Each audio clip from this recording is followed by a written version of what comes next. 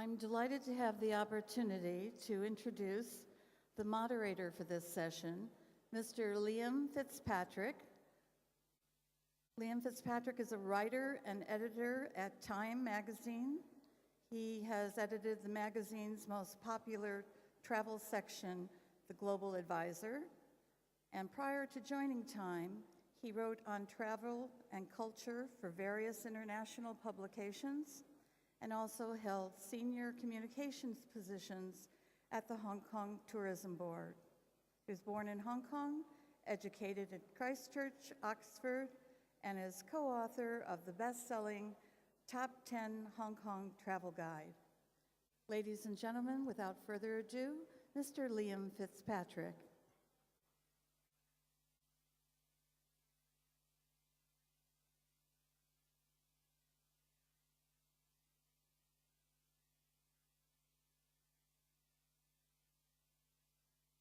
Thanks, Barbara, and good morning, everyone. 60 years is quite a milestone, so it's a great time to take stock of where regional travel has been, where it stands now, where it's going, and Parta's role in all of that. All of our panelists this morning have valuable perspectives to offer you, and we will also be giving you some time to share your frontline perspectives with us. If I can just briefly outline the agenda for the next hour or so, we're going to begin with a lead presentation from Robert Broadfoot, and that'll last about 15 minutes. And we'll then welcome our panelists this morning for a discussion on the theme of this first plenary session. There'll be about 45 minutes of that, during which I'll be asking questions. And after we've given each of our panelists a chance to have their say, we'll also, of course, be taking questions from the floor, and we'll be asking Barbara back for a few concluding acknowledgements. But anyway, down to business. If there was one statistic that really leapt out at me in all the pre-conference handouts we've been given, it's this. In the early 1950s, that is at the time of Parta's founding, there were fewer than 100,000 visitor arrivals in this region. In 2020, there are 530 million arrivals expected. So clearly, when it comes to tourism, we're talking about mind-boggling change in a part of the world that has simultaneously undergone massive and exponential transformation socially, economically, and culturally. But how can you possibly keep track of all that and grasp what it means, never mind do so in a quarter of an hour? I suppose you can talk to a man like Robert Broadfoot. As the head of the Political and Economic Risk Consultancy, he is the mastermind of a network of analysts in this region who keep track of all the variables you and I need to be aware of in order to do business. He has lived in this part of the world for 35 years and is now here to give you a potently distilled summary of the political and other factors affecting regional travel, including stuff you don't know that you don't know. Ladies and gentlemen, Mr. Robert Broadfoot.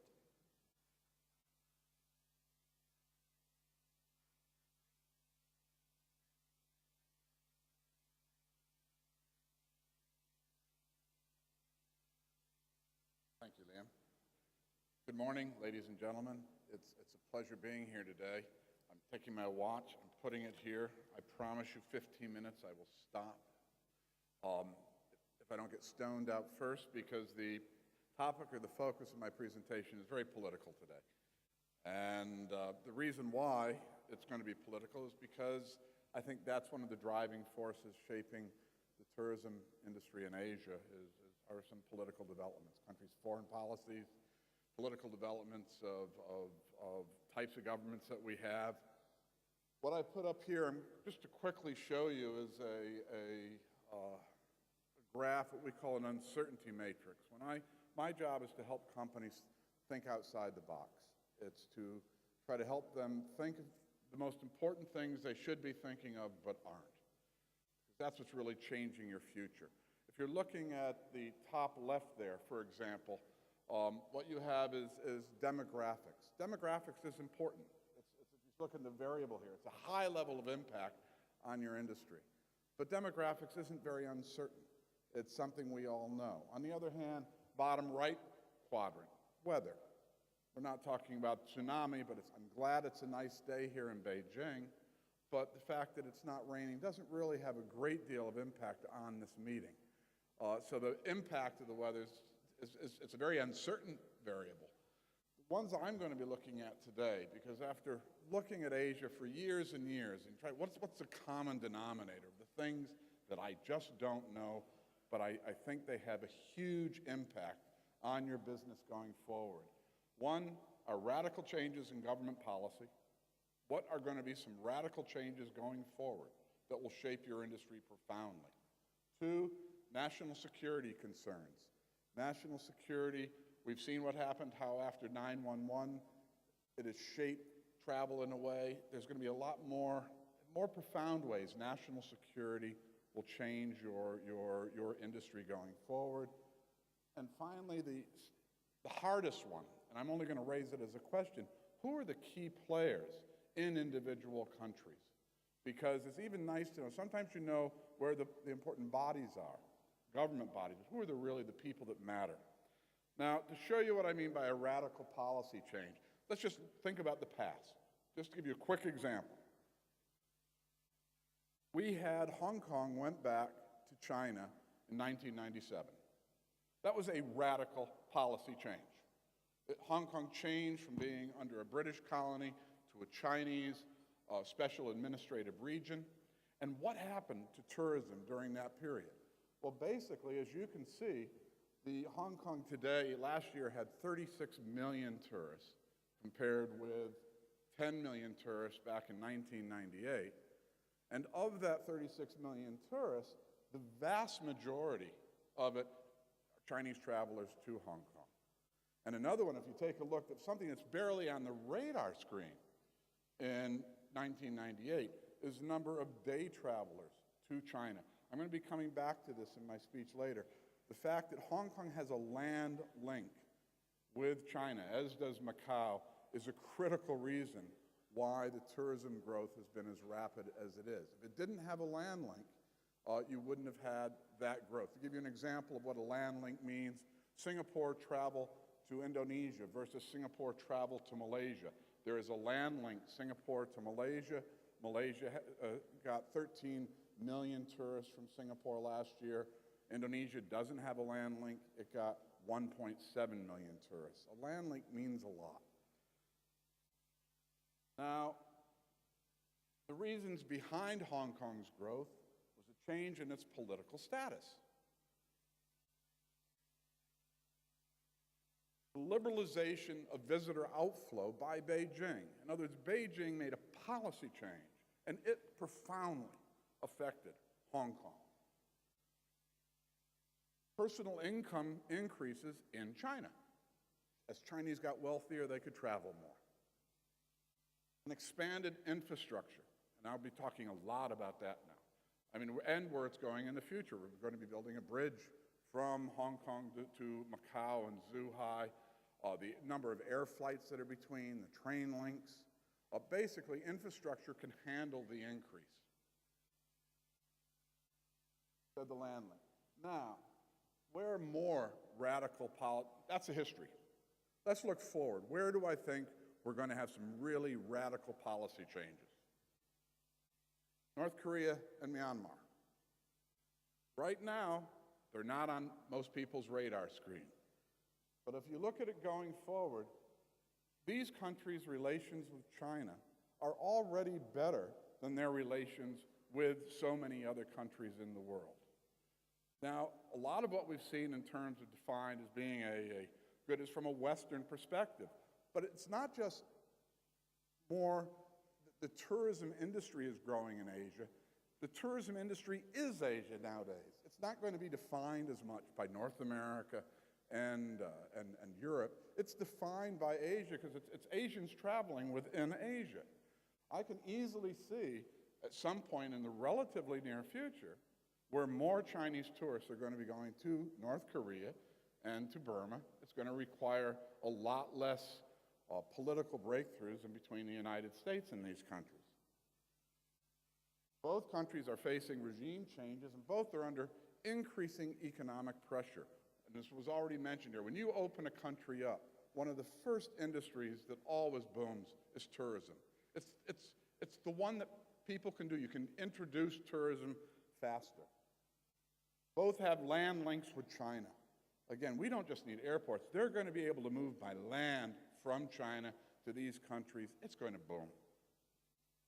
Both figure prominently as a Beijing national security consideration. Now I'm going to talk about national security. And if there's anything that's more sensitive in Beijing, it's for an American to talk about Chinese national security.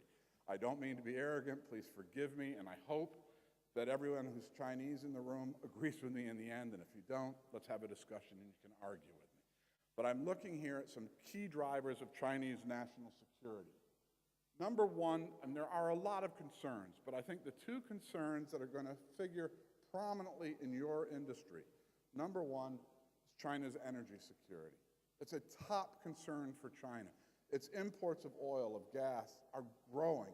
It means it's dependent on a lot of other countries. It makes the Chinese leadership feel uncomfortable. I cannot see, for example, going forward, China having a love affair with a car that the U.S. had with a car. It's going to have to think of other solutions that are appropriate for the Chinese model. And the second Chinese security concern that I think is going to shape your industry profoundly is the fact that there are very limited entry and exit points traditionally from China, namely the East Coast cities. The East Coast cities are traditionally where the bigger airports have been, goods have gone into and out of. China's a big country, but with very, very limited points of entry and exit, which is a national security vulnerability. So I think going forward, even going forward now, connected to that, as China gets richer, it needs more iron ore, it needs more coal, it needs more gas, it needs more commodities. Most of these come up through the Malacca Straits around Singapore, a very narrow body of water that can be easily a target of terrorists, leaves Japan, China, Korea, all very vulnerable. These, I think, are major concerns of China. Emphasis, I think, will be a lot on self-sufficiency as much as possible. Why would you expose yourself to foreign supply lines if you can do it locally? Now, I think what China will be doing to mitigate these risks. Take a look at here. What we're getting here is China's railroad development plans. I think that when it comes to moving within China, its mass transport plans are going to be hugely built around rail, even including where they're building the airports. You're going to have to link your airports to the city by rail systems. You're looking going forward. There are now 3.5 trillion RMB worth of investments being planned in China's railroad infrastructure in the next 5 years. Now, to put that in perspective, that's over $100 billion US a year of infrastructure investment in rail. India, which is doing great, is putting in $9 billion a year. There's no country that compares with China in a railway infrastructure. It plans to double the high-speed rail links to 16,000 kilometers by 2015. Now, I'm going to go through because I don't want to get through Now, airports are another 1.5 trillion RMB, 45 new airports they're building. But these airports are going to be away from city centers. They're going to have to be linked by railroads. So I think that this rail concept within China of moving people, in many ways it's more efficient than moving people by cars. It's more efficient than moving goods by truck. Neighboring provincial capital in 1 to 2 hours. That's faster than you can do it by air because you got to drive to the airport, land, security. It's going to be a way to go between provincial capitals. And if you're looking provincial capitals to their cities, you can get anywhere in a province from 1 to 2 hours apart. Heck, they're even talking about a high-speed train from Beijing to Hong Kong in 8 hours. I mean, it's mind-boggling what they can do with the rail. Now, that's just the domestic rail system. As I mentioned before, you can start seeing with this graph here the choke points. All of China's energy currently has to go through that very narrow body of water, the Malacca Straits. That's a national vulnerability. You have all the coasts. You have basically Shanghai, deepwater ports of Tianjin. You have the Guangdong area. You have a very limited number of ports that can be boycotted, that can be vulnerable to attack. There are very, very few entry points to China. So one of China's national security concerns is going to be develop new entry and exit points. Basically, what I think you're going to be seeing going forward, we're already talking about pipelines, so you can avoid the Straits of Malacca. Build a pipeline through Burma. You may be building a pipeline through Russia, coming down into China. There's also a pipeline going from Shanghai over to the Central Asian republics. China is building more entry and exit points. Now, a lot of them now are pipelines, but these pipelines are going to be accompanied by railways. And the cities linking these pipelines are going to be accompanied by major airports. So what you're going to get going forward are many more. China's national security will drive more entry and exit points. That means more where your tourists are going to be. That's where your hotels are going to be in the future. That's where your people are going to be visiting, your businessmen are going to be going to. This is a look at, for example, the rail systems being built almost all with Chinese help today in Southeast Asia. We're going to be talking about a rail line from southwest China down through. You're going to be able to take it to Singapore at a near point in the future. But going through Burma, another one possibly through Cambodia, Thailand, Laos. So if you look at path of going back, a lot of path of going back were airlines coming from Europe and the West to Asia. A lot of Asia's going forward are going to be Chinese going out via these other routes. They're even going with rail. This one I put up here, I like this one. China, they've also proposing, it's still at the talking stage, building a new dry Panama Canal through Colombia so that they are not so dependent on the Panama Canal. So this is an example of how China is using its railway for national security. Build a railway, be able to get your resources from Venezuela, from Colombia, so you can bypass a choke point potential like the Panama Canal. Big picture. This is what the rail system looks like if I'm linking China with Europe, if I'm linking China with Southeast Asia going forward. And funny, this presentation started off with, not my presentation, but then looking at space. In many ways, I think the future, let's go back, it's going to be rail. It's not going to be space for a lot of travel. What is the status of key players? Now, I can only raise questions here. I can't give you answers. But that's why these are so important. I wish the gentlemen in the room, the gentlemen or gentleladies that knew the answers would tell me. But who and which departments in China will have actual authority for implementing these plans? That's open to debate. Will corruption in China distort how they're implemented? The plans are there. The plans are secure, but will they be implemented properly? Critical drivers that will help you know. If you know this, you're going to know how the pieces of the Asian puzzle are going to be fitting together. Basically, the flow of travel, future travel through all of Southeast Asia, Russia, East Asia. You've got to get China right. If you don't get China right, you're not going to get the flow of tourists through these other countries right. Strengths and weaknesses of different branding strategies. A lot of the hotels, for example, I think of branding. And one of the things that I've been wrestling with, I see three types of branding strategies that may work. One type is a national brand. Some group in China builds a very strong national brand, and it goes outwards. I see a second branding strategy as a regional branding strategy. That's the Shangri-La's hotels, the Marco Polo hotels, the hotels that are very strong in the Asian region, a dense footprint in the Asian region, catering to Chinese, and then can build outgoing. And then the third is the Intercon hotels, the Sheraton groups, when you're looking at a global brand that they're going to have to customize for Asia.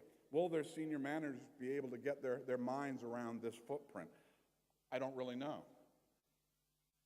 Local partnership identification. Who are you supposed to be doing business with locally? We'll be determining how this infrastructure comes out. Where within individual countries and cities are real estate prices likely to go up the most? Where are the train stations going to be located? Where will the train stops be?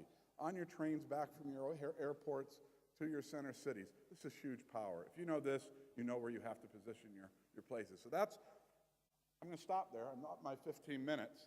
I just wanted to talk about bigger picture issues that I think will change your industry. I consider them critical drivers going forward, and any further discussion we have on them, I look forward to. If you give me your card before I get out of here tomorrow, I'll happy to send you a paper we've written on it. Just happy to get it off to you. Just give me your name card. But right now, I'd like to say thank you and good luck, and I hope this meeting is a success for all of you.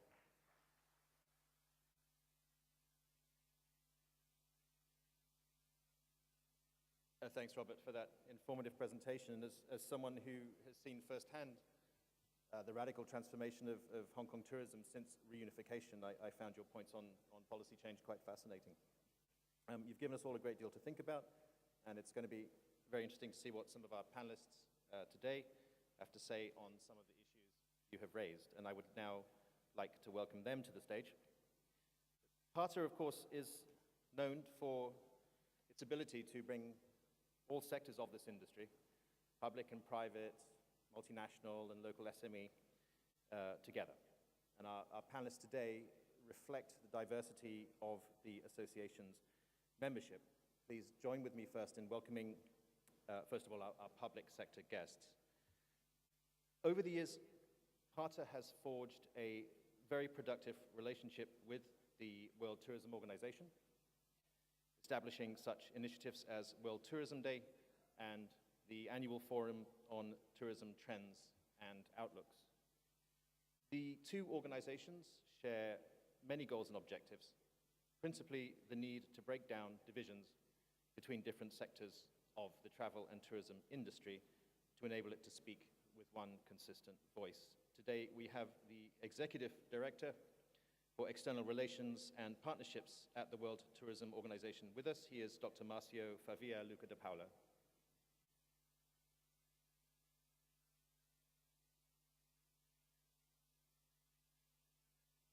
Since it joined PATA as a government member in 1992, the China National Tourism Administration has worked closely with PATA to promote China's surging inbound and outbound tourism markets. It supported the establishment of PATA's Beijing office in 1997, making PATA the first international travel-related organization to be officially registered in China. The same year also saw Beijing host the 46th PATA Annual Conference, which helped launch China's then nascent travel industry onto the international stage. Today, from the CNTA, we have Dr. Dai Bin.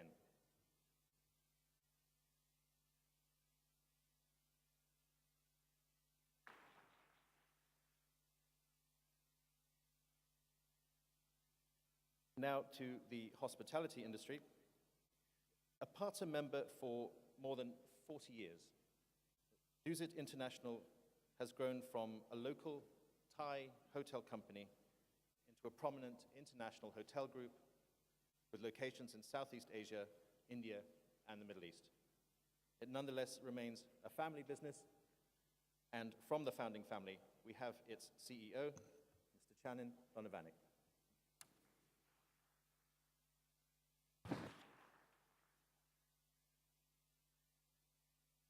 Turning to the business side, a former CEO of Kony Travel, Hans Lurch is a founding member of the PATA chapter in Switzerland. He is a former PATA board member and a former member of the PATA Industry Council. He is today CEO of Hotel Plan. Please welcome Mr. Hans Lurch.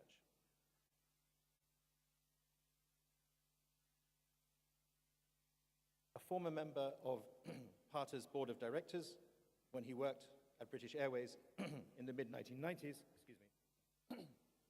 David Scousel was appointed president and CEO of the World Travel and Tourism Council in November of last year. Prior to joining the Council, he spent 5 years in private equity and venture capital, working in the retail, consumer, technology, and travel sectors. Please welcome Mr. David Scousel.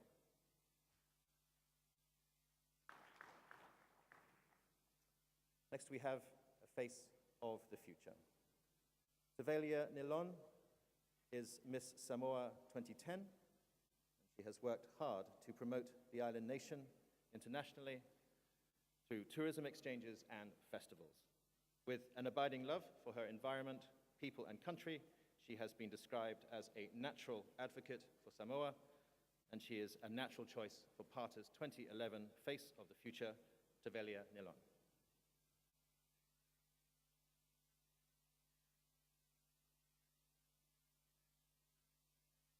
PARTA Life membership is the association's highest honor, and it is conferred upon an individual who has devoted at least 15 years of exceptional voluntary service to PARTA and to the tourism industry. John Hutchison is one of those individuals.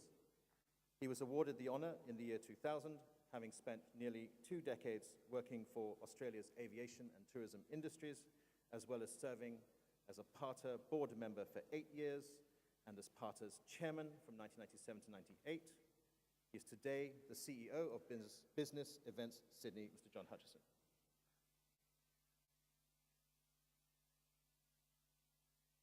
Finally, please welcome a representative of PARTA's premier partner. As a premier partner, Visa has worked closely with the association on a range of cooperative programs, including market intelligence, business development, and co-branded events and products. Most recently, Visa collaborated with PARTA on the 2010 Travel Intention Survey. Today, we have its head of Asia Pacific and Samir Cross-Border Business, Mr. Ross Jackson.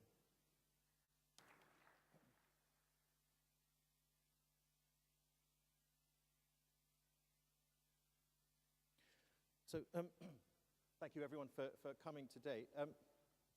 Marcio, if I could start with you. If I could start with an individual who can give us firstly a global overview and kind of look down on this topic, as it were, from 30,000 feet. Haven't some of the changes in Asia-Pacific tourism also taken place globally? Can you set the global context for us in terms of where the travel industry was 60 years ago, where it's going today, and where it might lead to in the future? Okay. Thank you very much. Good morning, you all. Well, 60 years ago when PARTA was founded, overall in the world we had 25 million arrivals. And last year, we reached the mark of 935 million arrivals. If not for the crisis that we had in 2008 and 2009, we would have reached 1 billion arrivals last year. But this figure, we are going to reach next year, sometime in the middle of the year, considering a 12-month period.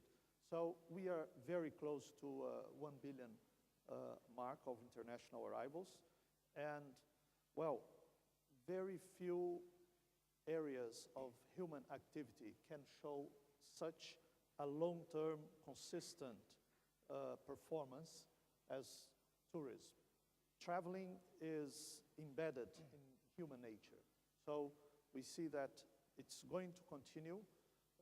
We are now working on our 2030 vision, 2030 study, which we will issue in the second semester of the year. But according to the previous one that we have, we see that in 10 years' time, we will reach around 1.5 billion international arrivals. And the Asia-Pacific region is taking a bigger and bigger share of this big pie. Now, another point that we can see from the past, from the recent past and going on into the future, is that emerging economies are taking a bigger share of international traveling. So 30 years ago, 70% of international arrivals took place in advanced economies and 30% in emerging economies. Now, last year, this figure was 53% and 47%. So very soon, in the next coming years, we will reach the 50-50% in terms of international arrivals, advanced and emerging economies. We're talking about massive numbers there. John Hutchison, if I could turn to you, your career has spanned crucial years of growth for global travel, and you are one of PARTA's leading lights. How in the time that you've known the organization, how has PARTA coped with and responded to some of these incredible changes that Marcio has been outlining for us in terms of how they affect PARTA's region and market? I think you cannot underestimate the role of PARTA in developing and bringing recovery to the Asia-Pacific region post-World War II. The work that it did to develop countries and to build markets for them, to provide that essential cash flow, that Western currency flow, to enable nations to do the things that they had to do to recover, is an unbelievable legacy. But of course, that's the way it was. The role of PARTA has evolved and has to evolve in the future to meet the demands of today. And the region has changed and is changing constantly, significantly. In fact, the world of change is happening in this region. And PARTA must be part of that change by aligning itself, by realigning itself to the objectives of nations today. All right. Well, we're speaking a lot about change there, and if we're talking about change, the country that we're all in right now is a great emblem of that.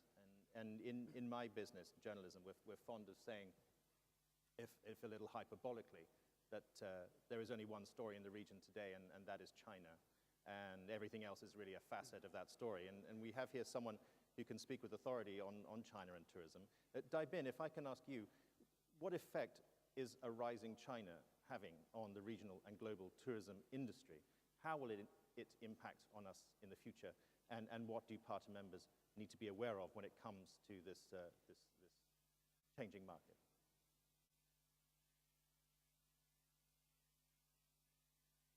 好，谢谢。应该说，我想说一个小小的几个数字。刚才呢，听了我们第一场那个讨论啊，我们讨论是航天旅游和太空旅游，是一个非常令人激动人心的话题。但是这个时候，我想起我远在乡下的父母亲，我是从中国的一个乡下出来的，在我的那个村子里面啊，目前100%的人群没有出过国，有90%以上的人群没有专门去过观光旅游，可能有相当多的人群一辈子的旅行半径不会超过100公里。所以我在一方面感觉到我们这个谈航天旅游，一方面很激动人心，但另一方面可能离中国的大多数老百姓还有些远。但同时呢，中国又是个非常庞大的人口数量非常多的国家，我们拥有将近14亿人口。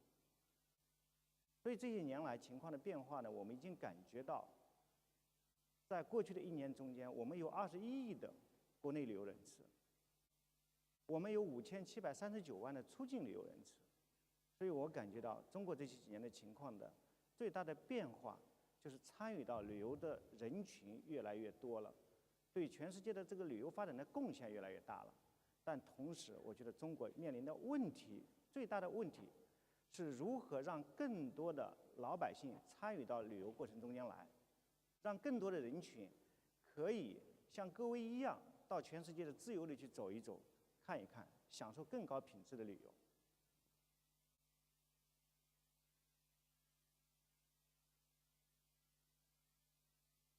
Thank you. 56 million outbound Chinese travelers is of course, a vast number, and coping with vast numbers of new arrivals is an issue that we see many countries face. I mean, time and time again, the problems that some destinations have in developing enough infrastructure to keep pace with plane loads of visitors, it's a very common problem. My own magazine just last week published a report on some of the problems that Bali is facing, and of course these are by no means unique. Velia, you've thought deeply about the issue of small island developing states and tourism. Can a place like Samoa handle large numbers of tourists, and should PATA be encouraging those numbers, or what should it be doing to help?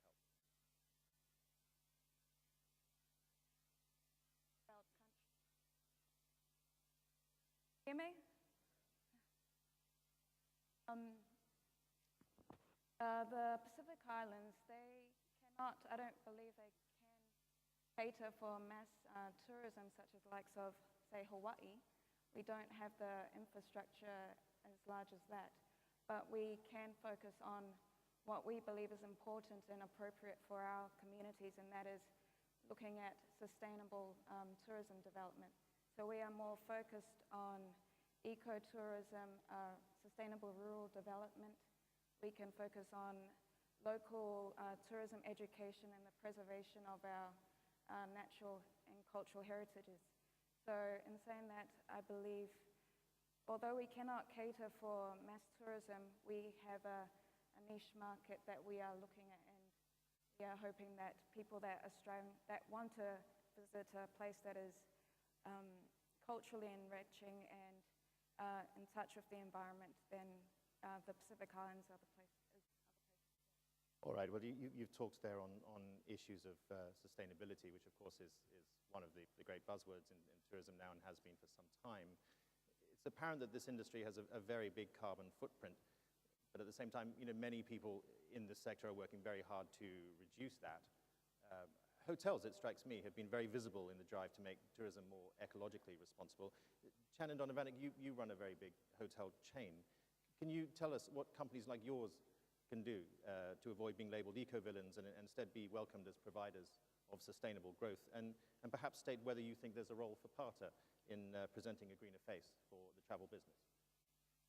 I think in Asia, we have gone through many phases of travel industry, tourism development. I think the first phase was very easy, when we just see what our small number of customers want. Most of them are European or American. Then we go through a big building boom in the last 10, 20, 30 years in many countries. I think the next phase that we are facing now will be very challenging. I think we heard that there's going to be 100 million Chinese traveling outbound in the next 4 years. And the Chinese just a part of the Asian story. Last year, Indian was, I don't know what numbers, but I think they're looking at maybe 30 or 40 million Indians traveling outside of India soon. Southeast Asia, we're talking about big volume. Japan, the traditional market, Korea, the traditional market. I mean, every country in Asia is going to economic growth, and we're going to see a lot more Asian travel. I'm not sure whether the hotel industry or the world know how to cope with that yet.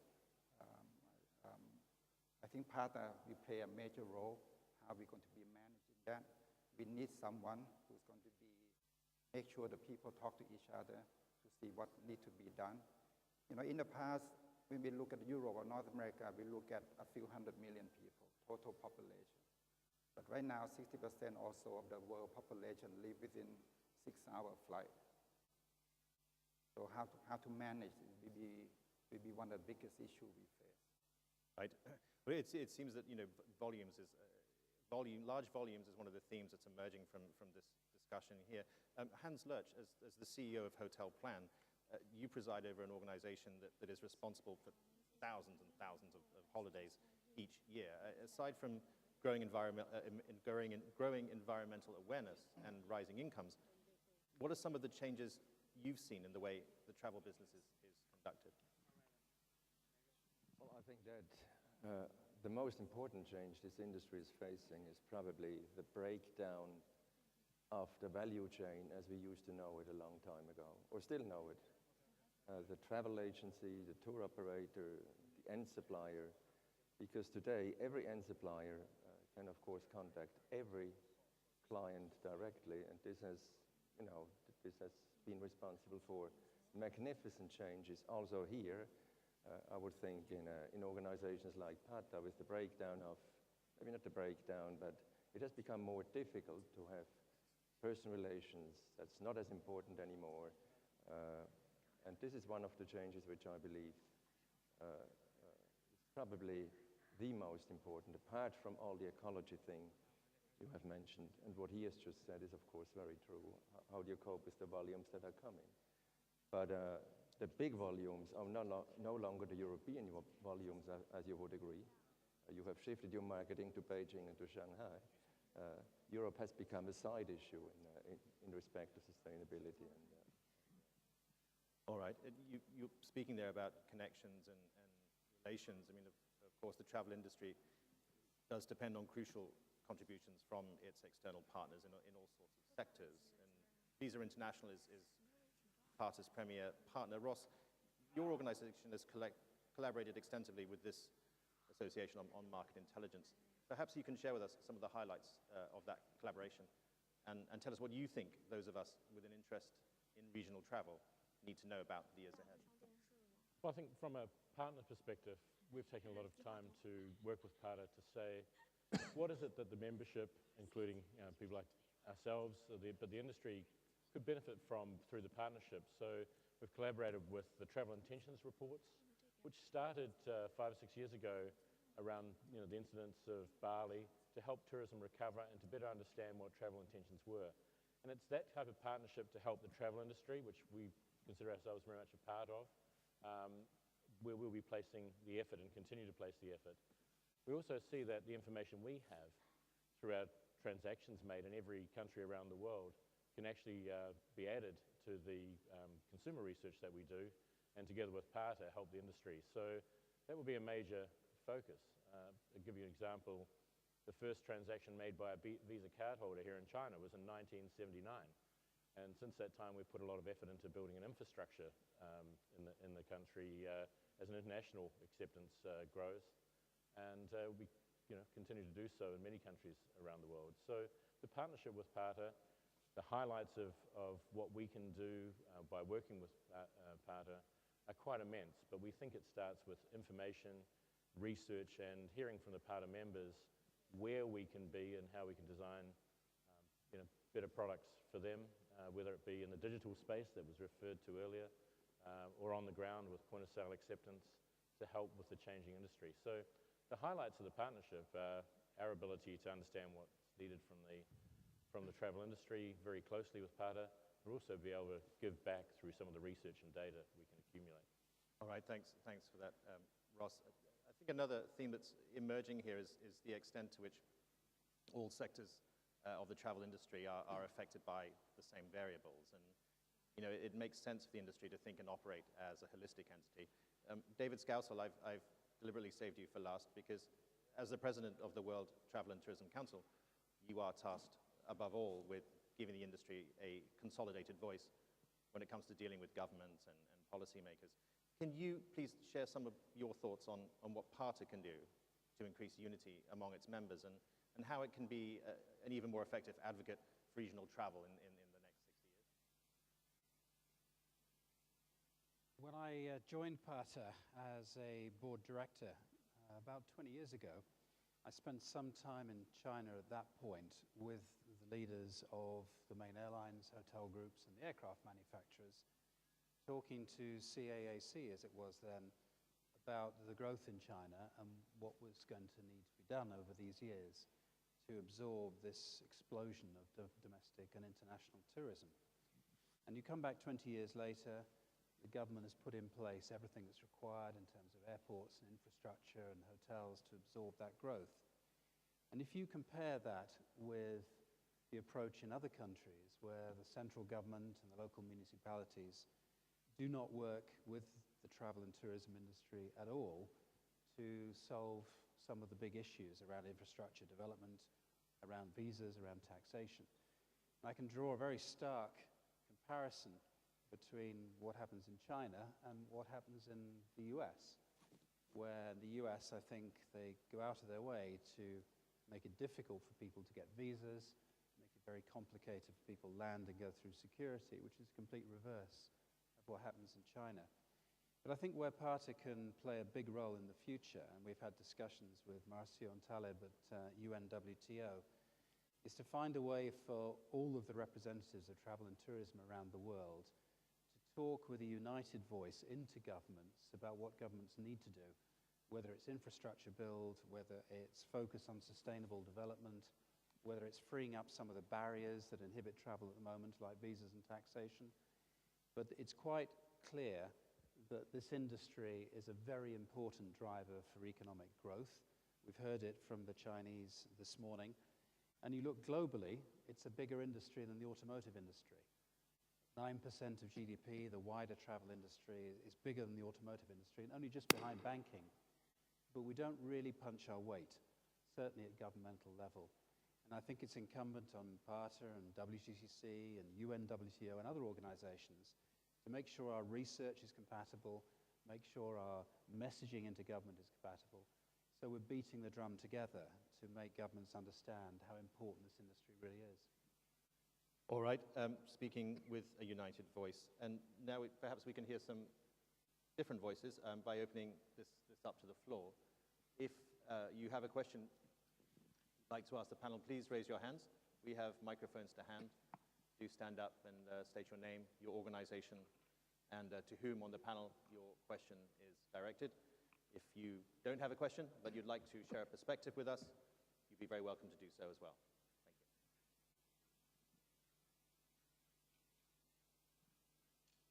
Thank you. Yes, sure. Yeah. I would like to add a couple more ingredients on what we have discussed here. One thing is that when we normally talk very much about international arrivals, but there is another aspect of our sector, which is domestic tourism. So not only the international, but we have to look at domestic tourism as well. And during this crisis in 2008 and 2009, it became very visible the economic importance of tourism, and especially domestic tourism. In many places, in many countries, when the international arrivals came down, domestic tourism was growing.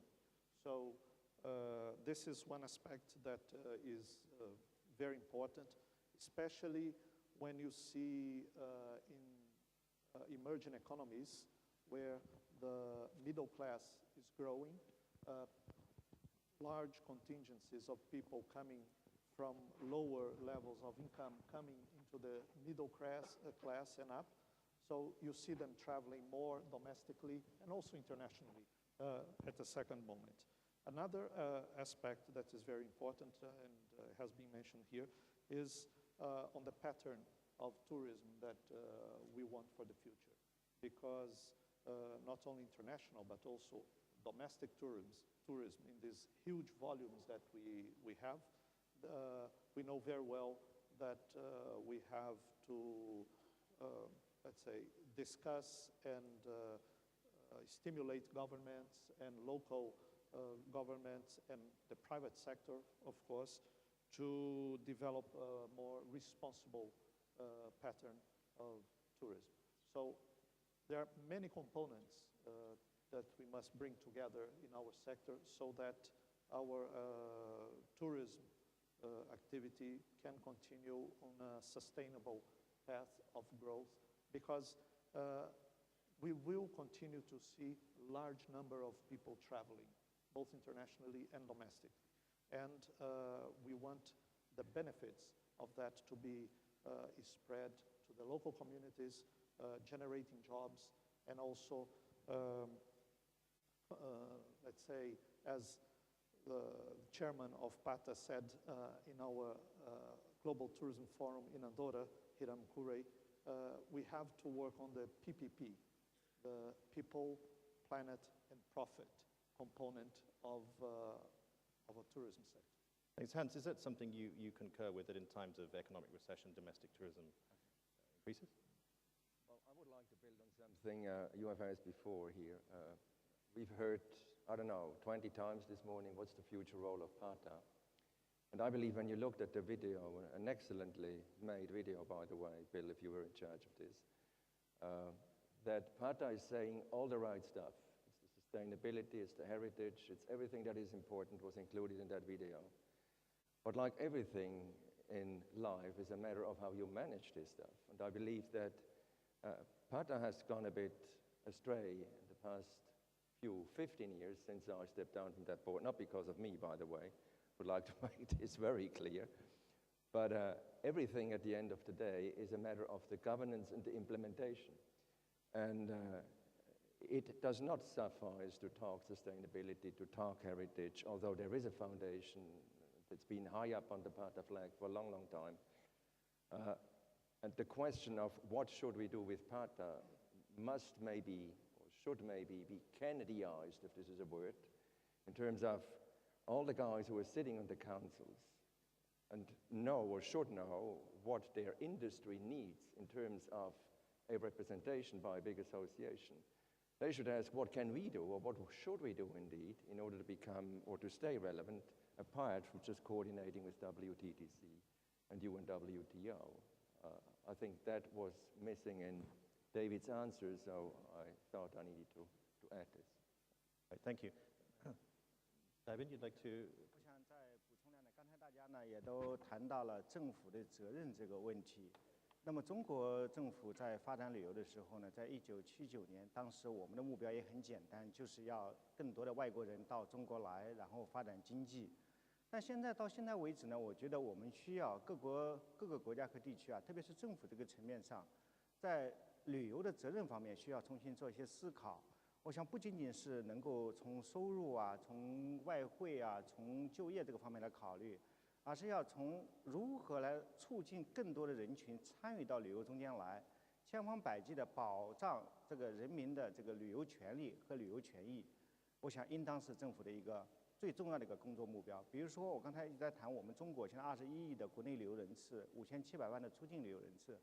可是，我想各位可能了解中国人都知道，我们有14亿人口，我们的人均出游率不到1.4，然后我们的人均旅游消费不到540元人民币，那就大约不超过90美元的样子。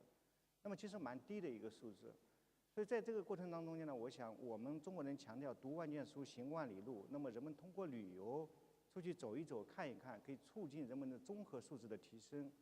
我想不管企业界，包括我们 Visa 的，包括我们航空公司的和我们酒店的这样一些业界，如何把利润或者是如何把经济增长放在第一位，但从政府的层面上来看，我想经济不是唯一的目标，应当让更多的人群参与到旅游中间来，向更多的人群提供更高品质的一种旅游服务，作为我们最重要的共同目标。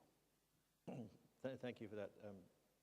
Thank you for that, David. If I could just change tack completely at the moment, actually, and there's one question that we haven't touched on that's become such a common trope in business these days, and that's social media and social networking. How do the panel members feel that has affected their business or will affect their business in the future? Is anyone who would like to offer a perspective on that? John?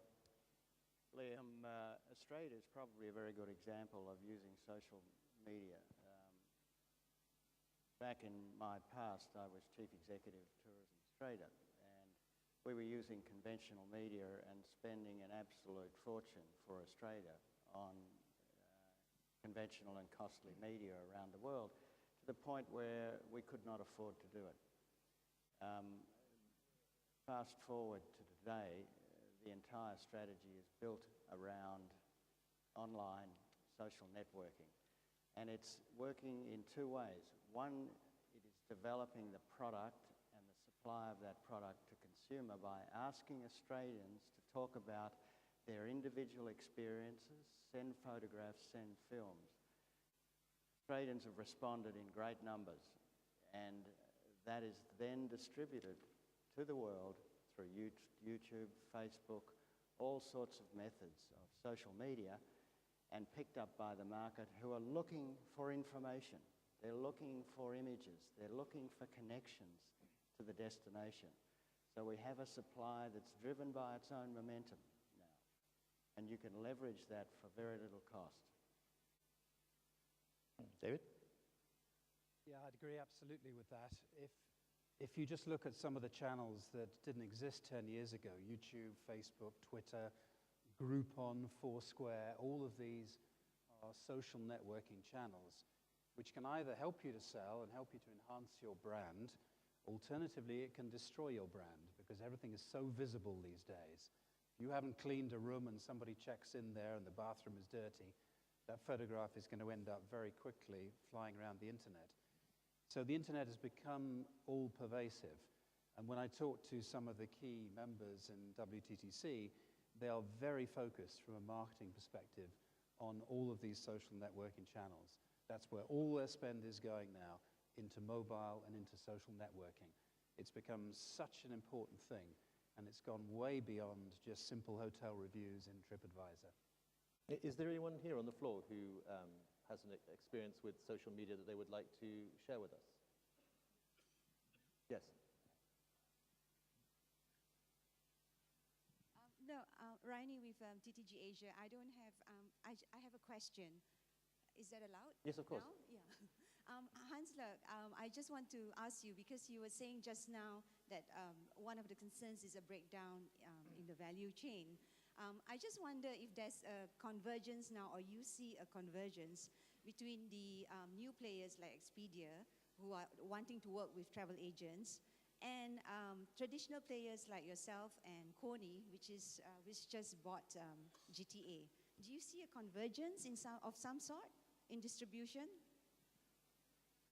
Yes, I think we see this we're in the middle of this convergence as far as I'm concerned, because if you think back maybe 12 years ago, everybody said that the traditional players will be out of business in 5 years. The traditional players are still there, the legacies as we call them. I'm a legacy guy, not only because I look old. The new guys, the Expedias of this world, they haven't grown unlimitedly. That growth has come not to a stop, but it has sort of, it is not growing as it was growing. And the thing is that the Expedias are looking for content, the other guys have content.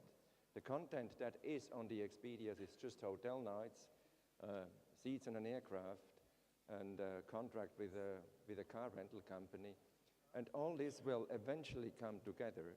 I don't know when this convergence is going to be, completed, but traditional players are buying into this business, and Expedias are buying into content, buying people to help them build the content. So I believe in 15 years from now, you won't talk about Expedias and legacies anymore. You will just say it's a travel industry. There is a new form of distribution. There is a new game that is being played, and everything will be sort of amalgamated, but not quite yet.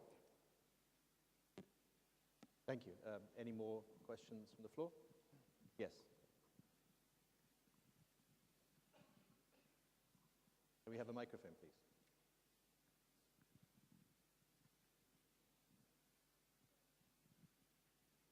Mike Paulin, Hawaii. Could I change the subject to sustainability? Tavalea, you very wonderfully described the host culture as the backbone of Samoan tourism's future.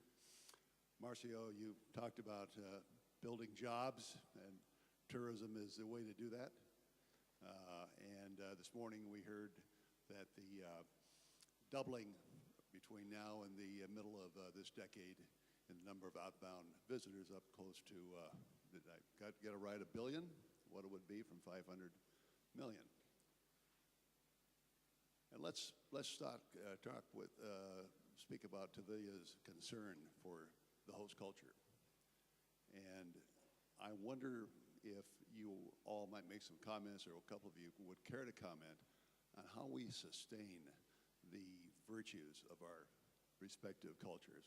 I come from a particularly interesting environment for the past 50 years. I've worked in Hawaii, and we had 100,000 visitors, maybe 200,000 when I was in diapers, and now we're looking at 7 to 8 million.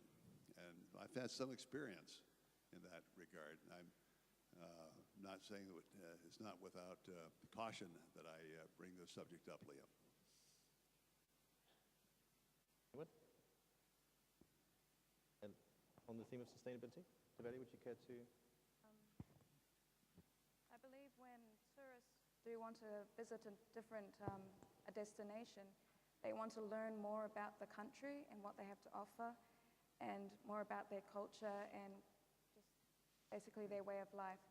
So in saying that, I believe they want to help their countries, and they want to be able to not only just visit but give something and show that they appreciate the way of living. In the Pacific, we teach the tourists how we live and everything about our culture. Water that you could escape to for these fantastic holidays of cheap wine and, you know, lovely hotels and so forth. It's been completely changed over the last decade or so because the casino industry is booming there. And this is to the chagrin and regret of kind of all Hong Kong people who have now lost a kind of favorite holiday destination, but it is to the delight of the Macanese who were probably bored witless in the Macau Bold and are now having a great time. I mean, what if a population has aspirations that don't necessarily prioritize the preservation of a traditional cultural way of life? I agree with you partly on Macau, but I think there's another lesson there. I think Macau, where I disagree with your statement, is that the local Macanese are happy with what's going on now. I think what they see is Macau has a lot more money going through it now.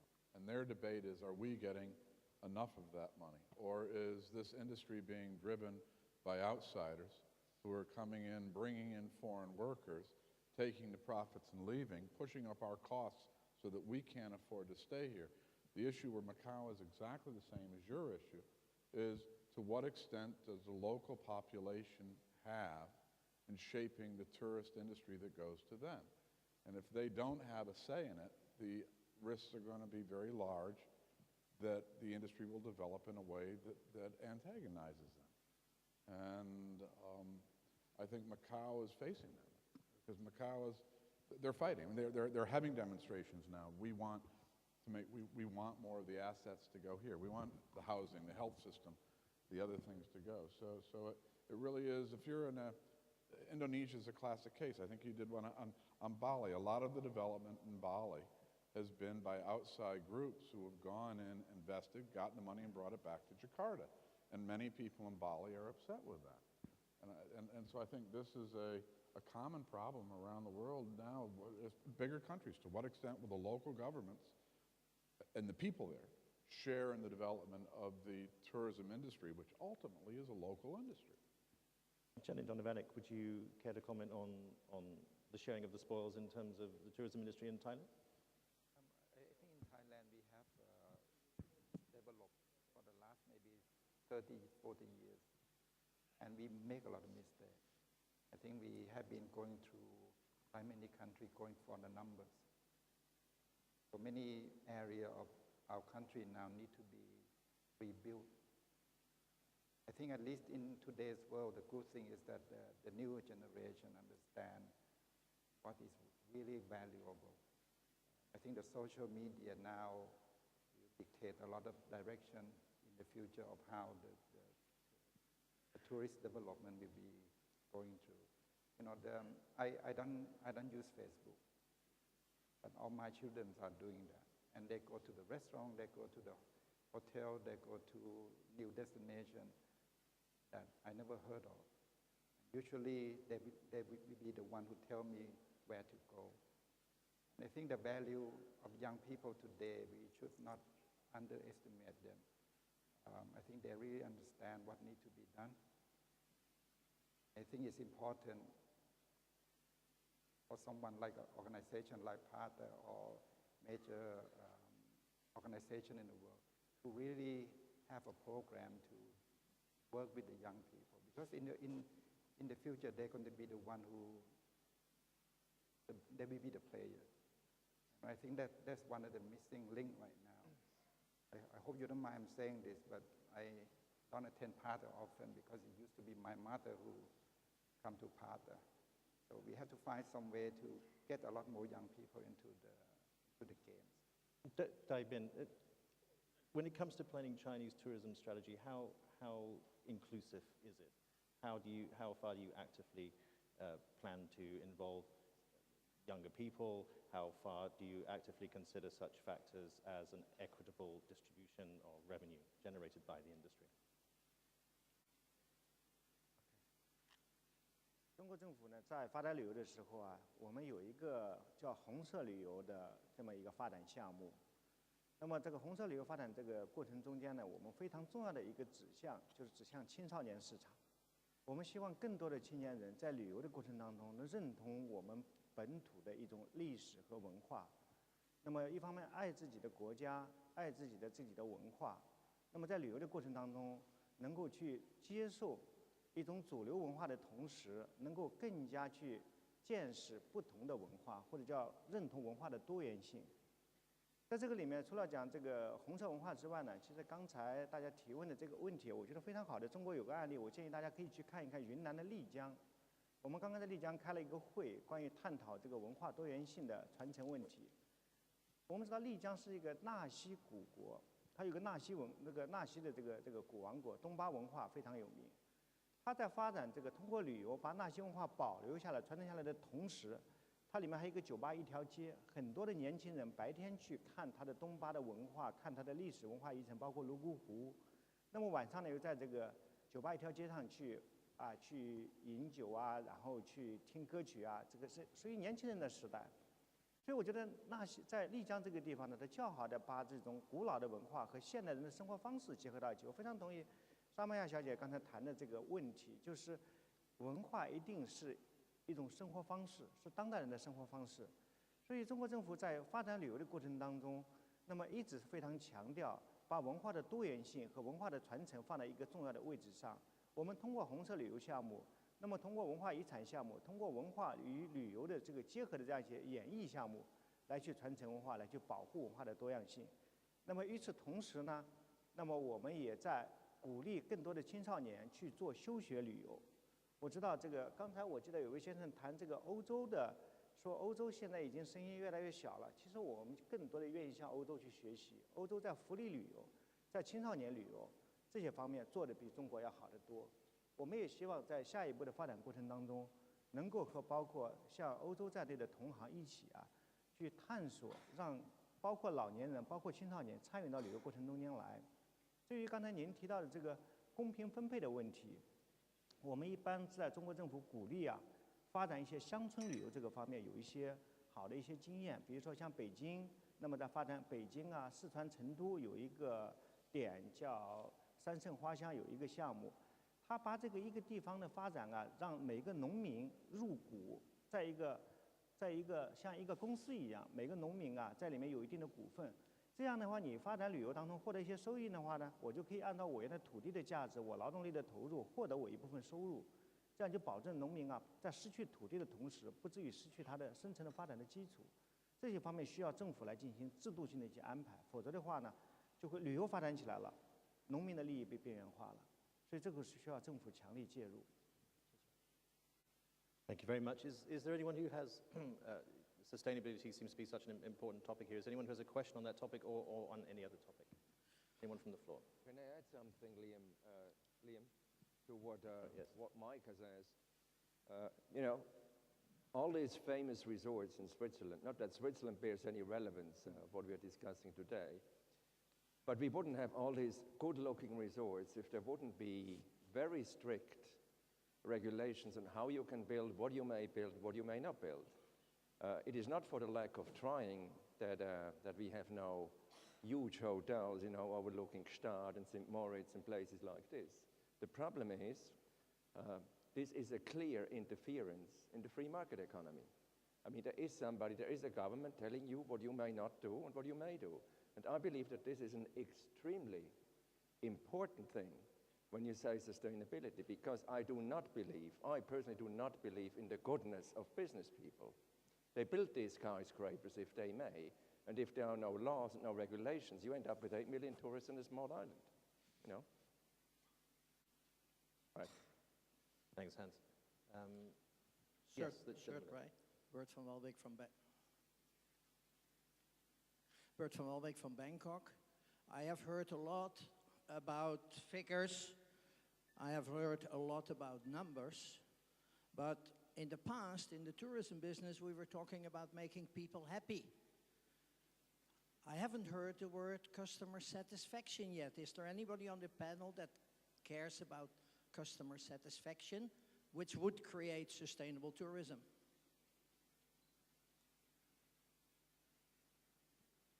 Anyone?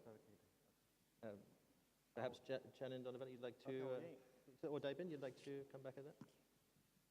我愿意分享一下，因为我正好我和我的同事正在做一个大型的项目，叫是中国游客满意度这个调查，我们每个季度发布一次。在刚刚过去的这一个季度中间呢，这个宁波这个城市满意度排在第1位。在过去的1年中间，这个南京这个城市的满意度排在第1位。我想分享的就是2个基本的观点。第一个，我们为什么要去做游客满意度这个调查？因为我们就觉得呢，这个旅游发展说到底是个让老百姓开心的事情、高兴的事情。那么旅游发展，如果说你经济发展你经济上做了很多的工作做了很大的增长，然后你城市也发展很快，可是游客不高兴，我觉得这个发展也没有太大的意义。我们最终我觉得除了这个数据以外，我们需要谈一些旅游发展的思想，比如说旅游发展为什么的问题。如果这个问题没有了，我们就会没有方向。所以在这个问题上，我们希望通过游客满意度的调查，告诉我们的政府，告诉我们的业界 ，OK， 你要挣很多钱也可以，你要增加就业也可以，但你最终要让老百姓高兴。所以呢，我们就通过这样一个项目来去促进，包括这个50个城市在内的整个国家的旅游业发展，那么是个什么样子的，给他一个评价。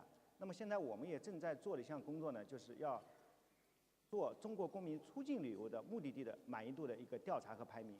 因为我们感觉到这个越来越多的国家在关注中国公民的出境旅游，你总不能要求我去到瑞士到这个英国到法国，只是买普拉达包，只是买这个 BOSS 这个西服，我买 GUCCI 的这个首饰但可能还是更需要的是，我要去领略欧洲的文化，领略当地人的生活方式，让我感到很开心，能够有中文的接待环境，能够让我看中文的一些电视和报纸，更好的了解当地的文化。所以我们想从境内向境外去推。那么这个背景呢，就是要去让人民群众、让广大的游客更加满意。那么第二个我想分享的是，我们怎么做这项工作呢？我们主要是第一个呢是通过现场来访去调查。那么我们根据抽样，就是根据这个统计学的一些基本的原理，我们问每一个普通的游客。注意，我们不是问官员，也不是问专家。比如说各位到北京来，我相信一定会得到非常好的接待。但是如果你自己背一个包过来呢？ 会不会得到一个很好的一些？自己去打出租车，自己去挤公共地铁公共汽车去挤地铁自己到路边的餐馆去吃饭，会不会像我们今天这样得到一个 VIP 的这样一种接待呢？我觉得不一定。所以我们更多的是用平民的视角，问普通的游客你的对这个城市的感受，包括我们会问你对出租车的感受，因为散客越来越多了嘛。然后问你对餐馆的感受，甚至包括问 你去兑换零钱的时候，会不会给你一个笑脸？那么这样的一些问题，我们要通过这个现场来访来去获得这些数据。第二个呢，我们通过这个一些现代的网络技术，比如说通过博客微博也包括这样一些游客评价中心，包括我们今天很多这个赞助商里面还有很多像去哪儿网站这样一些网站，我们也会获得它的一些评价的数据。但是毕竟能够上网的人，在中国还不是 特别多，我们现在有将近5个亿的网民，但不是每个网民都会去评论，所以我们会给他一定的比例，让他能够代表一部分民意，但不完全代表所有的民意。那么第三个，我们的数据来源呢，就是我们去向游客的向一些政府的接受投诉的机构和一些网站去看他的投诉情况。比如说，我对一个城市不高兴了，我到这个瑞士去，我可能 很高级的人过去以后，去你的青草地去做那个羊胎素的治疗，会很好的这种接待。可是我一般的人过去呢，我只是到一个城市去，我也不认识路，没有一个很好的路标，我也没有去。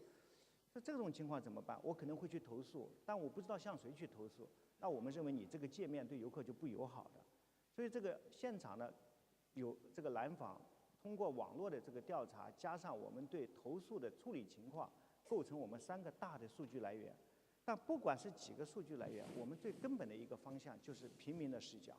All right, if I can just stop you there because our time is running out, but it's a very timely reminder about the importance of customer knowledge, knowing your consumer. John, you've got something you'd like to add before we wrap up? Yes, thank you, Liam. Customer satisfaction comes through good leadership, training, systems, and this is traditional areas for PARTA, and areas that PARTA has excelled in and still excels in. But there's another area that is significantly important here in relation to sustainability and customer satisfaction, and that is dispersal. That is opening up second, third, fourth cities to tourism and bringing the education and the training and the profile to them. Opening up regions, opening up sectors relating to cities and linking it all together and using PATA's ability to work across sectors, across cultures and across borders to bring all that experience and all that advice and all that contribution to developing and dispersing tourism, taking the heat off the traditional tourism areas, but taking with it skills and standards into these new areas. Thank you. That's beautifully summed up. Our time's about to run out now, so if there's anyone else with, we have probably time for one more question. All right, thank you. If not, I'd just like to ask Barbara to come back to the stage for a few concluding acknowledgements and to just thank our panelists today. It's been a pleasure and an education. Thank you very much. Thank you. You stay there. Well, I think we've had a very provocative discussion, thanks to our panel, on tourism from the past, the present, and certainly progressive in the future. So can we have a big round of applause to thank each of our panelists and, of course, our moderator? Thank you. Just a bit of housekeeping. Before you depart for lunch, which is in Hall 3, please note that the PATA Foundation silent auction is going to close at 4:30. So it's your last chance. The money is going to tsunami relief through the foundation, so please give generously. Thank you.